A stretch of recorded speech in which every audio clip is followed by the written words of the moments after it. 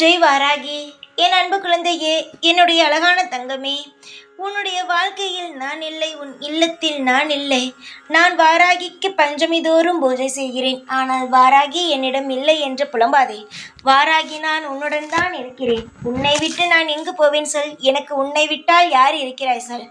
அதுபோல் என்னை விட்டால் உனக்கு யார் இருக்கிறார் சொல்? தங்கமே, நாம் இருவரும் ஒரு குடும்பம். நாம் இருவரும் சேர்ந்தால்தான் அது குடும்பம். நிச்சயமாக நான் உன்னுடன் தான் இருக்கிறேன். இதை நீ முழுமையாக நம்பித்தான் ஆக வேண்டும். நீ என்னிடம் இருக்கிறாய், என்னை நம்புகிறாய் என்பது நான் நம்புகிறேன் அல்லவா? அதுபோல நான் இருக்கிறேன் உன்னுடன் என்பதை நீ முழுமையாக நம்பு. உன் வீட்டில் தான் நான் வாசம் செய்கிறேன். உன் பூஜை அறையில் முழுவதும் நான் என்னுடைய கட்டுப்பாட்டில் வைத்து உன்னை ஒவ்வொரு நாளும் கவனித்து கொண்டே தான் இருக்கிறேன். நான் உன்னை கைவிட்டு போகும் ஆள் அல்ல. உன்னை கையை பிடித்து கொண்டு உன் வாழ்நாள் முழுவதும் உன்னை கைவிட்டு விட்டு போகும் ஆள் நான் அல்ல.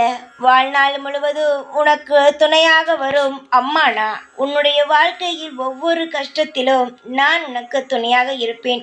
ஒவ்வொரு விஷயத்திலும் நான் உனக்கு பலமாக இருப்பேன். நல்லதோ கெட்டதோ அனைத்திலும் என்னுடைய பங்கு உன் வாழ்க்கையில் இருக்கும், முழுமையாக இருக்கும். எதையும் நினைத்து கவலைப்பட வேண்டாம்.